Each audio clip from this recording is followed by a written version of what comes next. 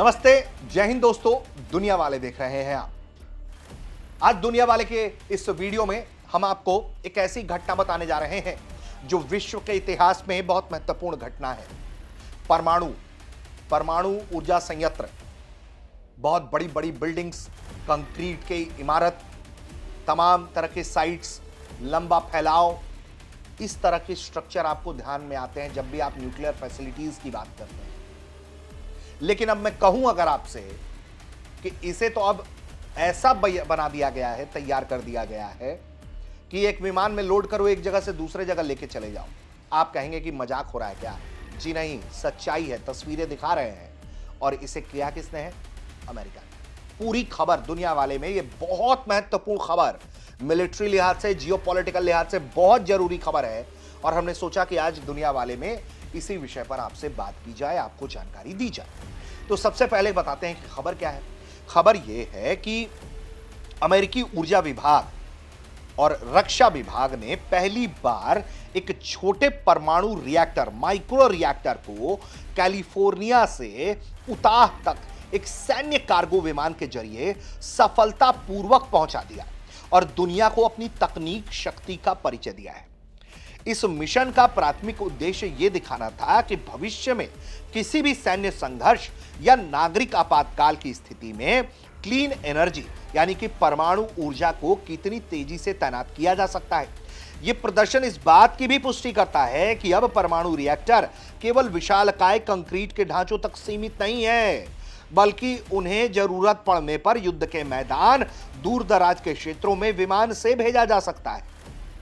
यह एक ऐतिहासिक उड़ान है जिसे कैलिफोर्निया स्थित कंपनी वॉलर एटॉमिक्स के साथ साझेदारी से संपन्न किया गया है।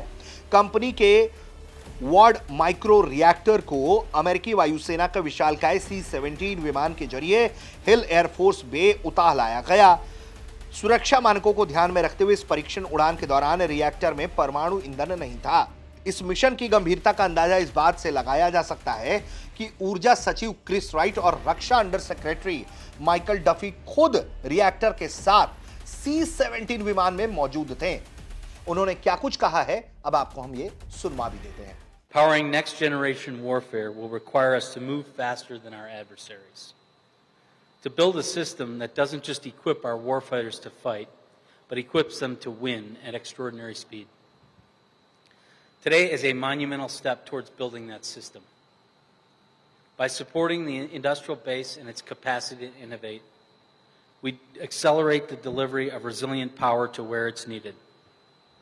The advanced pilot reactor program that you're seeing today, 10 small reactors will be quickly licensed or have been licensed through the Department of Energy. Before they sell commercial power, they'll be licensed by the Nuclear Regulatory Commission. But we moved quickly to get multiple reactors critical by July 4th of this year, the 250th anniversary of our country. We went 40 or 50 years without building much in the nuclear space. And from executive orders only about 12 months ago, before July 4 of this year, we will have multiple nuclear reactors critical. That's speed. That's innovation. That's the start of a nuclear renaissance. ये बहुत बड़ा change है। अगर इस तरह से America अपनी capability में इजाफा कर देता है और इस तरह से माइक्रो जो हमारा वॉर्ड माइक्रो रिएक्टर्स है उसको हम जिस तरीके से लिफ्ट कर पा रहे हैं और जिस तरीके से उसको शिफ्ट कर पा रहे हैं, लिफ्ट और शिफ्ट, ये देखिए बहुत खतरनाक है और अमेरिका को बहुत एडवांसमेंट में ये पहुंचा भी देगा। अगर हम अमेरिका की भी बात करें तो अमेरिका लगातार AI के लिहाज से और ऊर्जा रणनीति के लिहाज से इस पर काम कर रहा है। डोनाल्ड ट्रंप की यह नीति का भी हिस्सा है। बीते साल मई में ट्रंप ने 4 महत्वपूर्ण कार्यकारी आदेश जारी किए जिनका लक्ष्य था घरेलू परमाणु ऊर्जा को तेजी से बढ़ावा देना। इसके 2 कारण बताए जाते हैं। सैन्य ठिकानों को बिजली के लिए बाहरी ग्रिड पर निर्भर ना रहना पड़े और आधुनिक AI डेटा सेंटर्स को भारी मात्रा में बिजली की आवश्यकता होगी।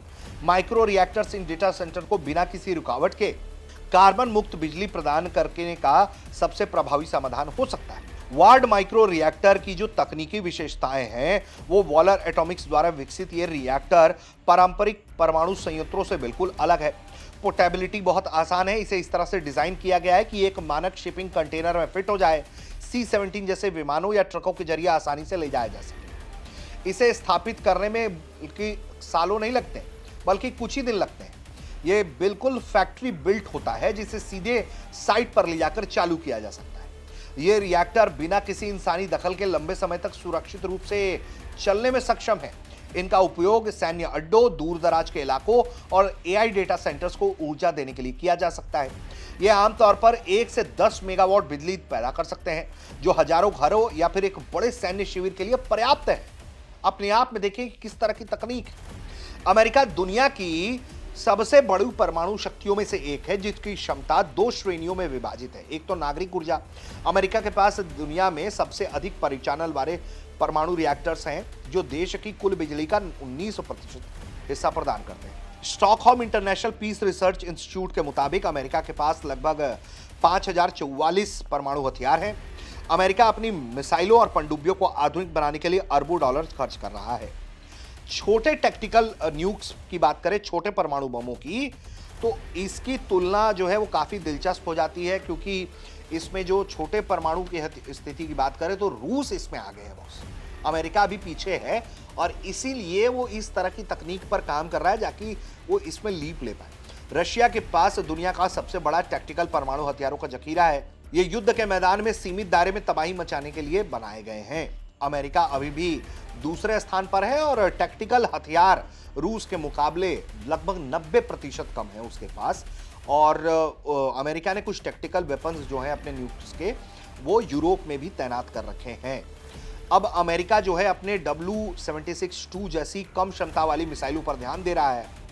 चीन अपनी परमाणु क्षमता को तेजी से बढ़ा रहा है। छोटे और अधिक सटीक हथियारों को विकास में भारी निवेश कर रहा है। अब ऐसे में जो है जिस दिशा में जिस तरीके से काम किया जा रहा है वो काफी चुनौतीपूर्ण है, लेकिन अमेरिका ने जिस तरह से ये एक अभूतपूर्व तकनीक हासिल कर ली है, एक लीप हासिल किया है कि परमाणु रिएक्टर बना बनाया फैक्ट्री से आएगा, उसकी प्लगिंग करिए और वो शुरू हो जाएगा। हजारों घरों और मोहल्लों को या सैन्य प्रतिष्ठानों को आसानी से ऊर्जा दे पाएगा। और इसका आपको मालूम है कि अगर ये बिजली आप पैदा करवा रहे हैं तो हथियार बनाने में और हथियार के इंटीग्रेशन में कितना ही टाइम लगेगा।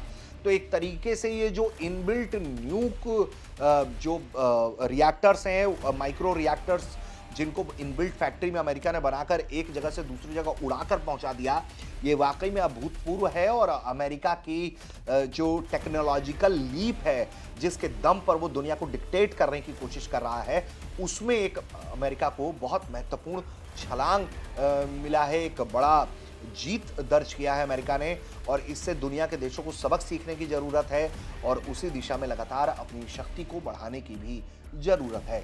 आप देख रहे थे दुनिया वाले।